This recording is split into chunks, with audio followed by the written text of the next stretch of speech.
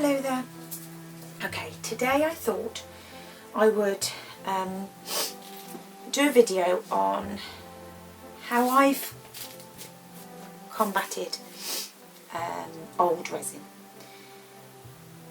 And some of you might never had this problem, but for people like me who buy in bulk, when you get to the bottom of the container, depending on how fast you use it of course, when you get to the bottom of the container you can often have your hardener can slightly have turned yellow, and you can have some sort of deposits at the bottom which is almost like sort of calcium crystals. It's not calcium, but it's like that, if you can imagine calcium crystals at the bottom, and it sort of hardens. So what do we have to watch out for in old resin? You can still use old resin, you just have to keep a few things in mind. Now I suppose it depends on how old the resin is. If it's solid, I'm not sure if there's any coming back from that. But it's the hardener, in my experience, that goes yellow. It's the hardener that goes yellow that I have found. I'm sure if anybody else has found anything different, then that's, but in my experience, all I can talk about is my experience. Now, the things I found with old resin is, one, the hardener is yellow, and depending on, it might just be a tinge of yellow or it might be really yellow. And the other thing is it heats up faster. And so my resin is a long setting resin. A lot of people have resin that sets in like 1-2 hours, things like that. My experience is with long setting resins. So it gets super hot and it hardens much quicker than it normally would, and it goes yellow, like yellow, well, orange. So these are, if you watched my last video, you'll have noticed that I used, and I have done in a couple of previous videos, used this cute bear. I love this bear mould. And I wanted to do a test piece to see how the colour would come out, and as I love this bear I thought, well, I don't care what colour my bear comes out, so yeah, he heated supersonic fast. Because it was in like a little lump, sort of more 3D, he cured in a couple of, like 3-4 hours, where my resin is normally 24 hours, so he's supersonicked. I used no colour in this one at all, and he's gone this lovely orange colour. So the colour is a huge thing. This was the piece of leftover. Now you can see, I poured him and I poured this. You can probably see better on the sides. This was more orange because it was a denser, hotter ball. This one was flatter, thinner in diameter, and therefore it didn't heat as much as this. So the hotter the resin, in my experience with old resin, the hotter the resin, the faster the cure. Now that does ring true with other resins. If you try and pour a resin that is supposed to be a thin resin, not a 3D resin, that you can't, that you can't pour a thick layer with, each resin comes with a different recommended guide. And if you try and use a resin that is not meant to be for 3D pieces, then it might work, but it also might get super hot and it might crack. Now resin, when it gets really, really hot and it starts to smoke, you need to take it outside and let it cool. I have never had, touch wood, an issue with the resin smoking, but I have had resin that has gone super hot. So I have made sure that nothing else is near it. It's on, a non-flammable surface, and it is not in danger of hurting anybody. I open windows and things like that. Where I work is quite a well ventilated space anyway, but I would always make sure there's more ventilation if it starts to smoke or anything, because it can smell disgusting. So I always stick with the thicker, longer setting resins, and I don't have that problem. But yeah, so my theory is this. I'm going to use a really flat, thinnish mould. And this is quite thin for my 3D resin. So I'm going to use a flat, I'm going to use this mould here. I'm going to try and enhance the effects that I'm going to get. So I'm going to play with them, not against them. So I'm going to use gold mica, I'm going to use gold glitter, and I'm going to do 1 cup with gold mica in so that it's more dense and the colour is more opaque, and I'm going to use 1 clear with the gold glitter. And then what I'm going to do is I'm going to pour a design. Now I might pour one end and one the other, and we'll see how it mixes in the end, or I might sort of swirl things. I'll see how it goes. Now it may not yellow, I don't think it will yellow as much as this, or orange as much as this, because it's thinner. It's not going to have the chance to supersonic heat, but it is going to definitely cure faster, so I'm going to allow for that. I'm not going to try and do any fancy designs. I'm going to keep it simple, and I'm going to let it do its thing. Then after that, if I want to add anything on top, I will do a clear coat of another resin, and then add things on the top. It depends on how it turns out. But for the purposes of the video, I want to show you that you can use old resin. I've read other people say, you know, oh, I've thrown my resin away, the hardener was really yellow and I didn't know what to do with it. Don't throw it away. It's you know, it's still usable. It will work, but you have to roll with it rather than against it. Now, there's many of you out there that have been using resin longer than I have. I've been using resin for about 3 to 4 years. If you have any more tips on old yellowing resin, please feel free to share them. We can all help each other to learn, and I'm always willing to listen and to learn from whatever you guys have to tell me, because some of you got some really, really lovely ideas.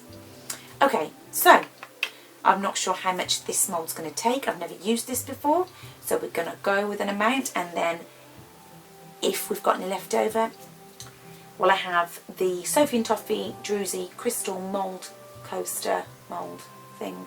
It's a long name, that is.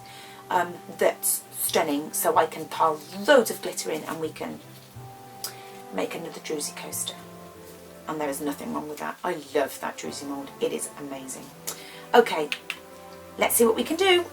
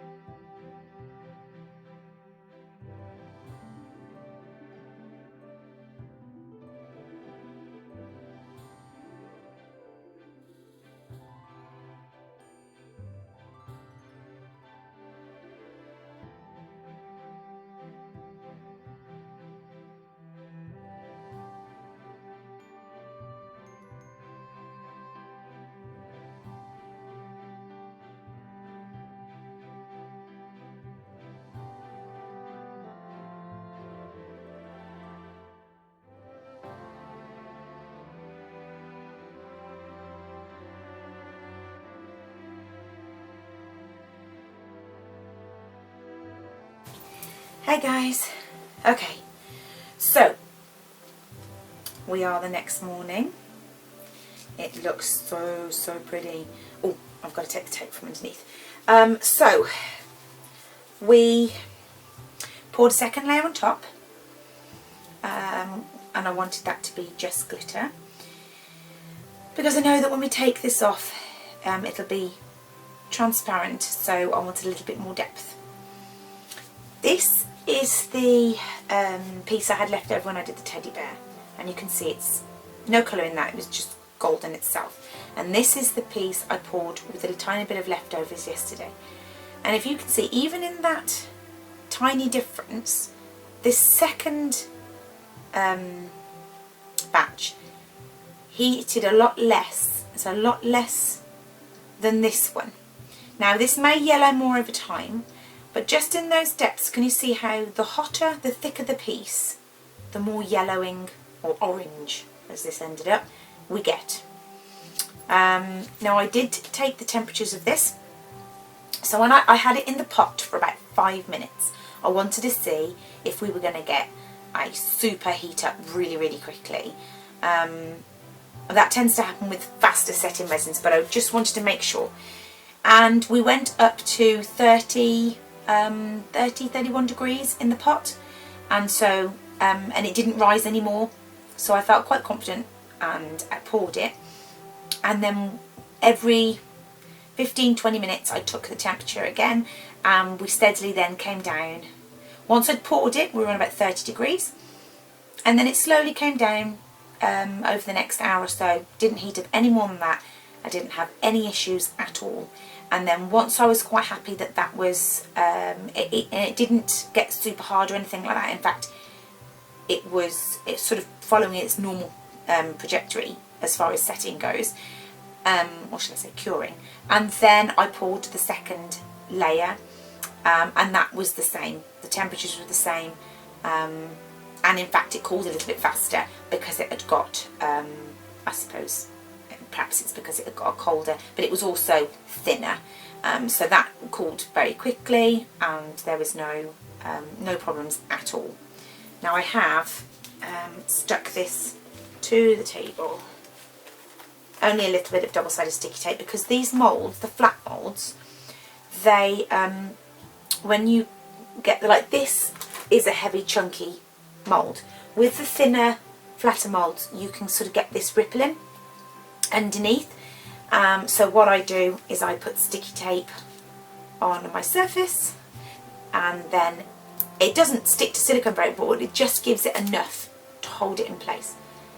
So this is we're still quite flexible because we're the next morning, but let's see if it's ready to unmould. I'm sorry about the noise, it's really windy today. My cat flap is going mad. Okay, it's coming away nicely. I like to unmould my resin when it's still slightly flexible, and the fact that this is slightly, yeah, I can feel it, it is slightly flexible, tells me that this hasn't superheated, it hasn't cured in any kind of weird way. We haven't had any weird rippling or anything like that. But I have got to tell you something which was really, hang on, there we go. Whew. Okay, do you remember when I was discussing this, I said that old resin, in my experience, look how pretty that is. The old resin, the hardener goes yellow, and sometimes the resin goes like, you can get like chunks in it, and you can get like white, it normally is white chunks, well in my experience mine have been white anyway, like a translucent white, and they sort of form like sort of crystals in the bottom, and you can get like a solid block. In my large container of Epoxyplast, I've got like a really big chunk in the bottom, and the rest of it was really thick. Now I know that you can heat up the epoxy to make it more, when it gets really thick and gloopy, to make it more to make it more pliable, make it easier to pour, make it easier to mix. So I didn't have my water bath ready, which I should have done really. So I took my heat gun, bearing in mind I had ventilation and I had my mask on. I took my heat gun, because you don't really know what's going to happen when you heat resin, what fumes are going to come off. But I took my heat gun and I waved it over the side of the container, not really close because you know, we'll melt with your container and you don't want to burn anything. And something really weird happened. Now, you may all know this. I didn't know this. You may know this already. But it started to melt. The white, now I said, if your resin goes rock solid, you can't really do anything with it. And I was wrong. And I'm glad I was wrong. I heated the side of my container up with this, and that white block started to melt. And it went runny, and then when I poured it out, I had some, it came out then in like this thick, gloopy kind of, with bits in. So I stirred, and I didn't mix it obviously with my hardener, because that would have been a mistake. So I stirred, and I kept heating, gently heating it. And do you know what? Every single one of those chunks disappeared, and I had the nicest, smoothest resin to work with. It was beautiful. So then I let it sit for a little bit, because I was worried then, because it's old resin, if I heated this and then mixed it with the hardener, I was going to get this supersonic heating kind of thing that goes on, and I didn't want a smoking volcano. So I let it cool, and I stirred it, and it was beautiful. And then I mixed it with a hardener, and I poured it, I left it, as I said before, for a few minutes to see if it was going to supersonic, and it didn't, and I poured it, and it was lovely. So that is amazing to me, because that means instead of throwing that lump that happens at the bottom, which I have done before, of my container away, I can just heat it, as long as I've got my face mask on and I'm in a well ventilated room, so because I don't know what happens when it heats up, what chemical reaction happens, I'm going to actually be able to use the majority of the bottom of the bottle, which is a huge thing when you're working in big boxes, because I mean, I'll buy like 10 litres of resin at a time, and you can end up with a good inch thick by sort of, you know, a couple of inches piece of resin at the bottom, and it's expensive. It's expensive to waste. So yeah, I may put it in a water bath the next time to heat it slower, because obviously, you know, sort of supersonic heating it with the heat gun. The heat gun is quite hot. But, you know, I may try it in the water bath and see if that melts it, you know, over a slower period of time.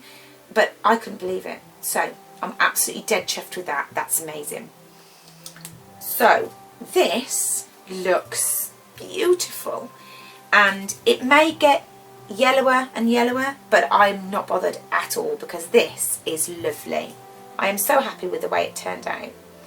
Really, really, really happy with the way it turned out. I didn't add any, I was going to add some stones to the top. I've got some of these crystal chippings from Resin 8, which are lovely, and I've used in other projects before, and I really like them.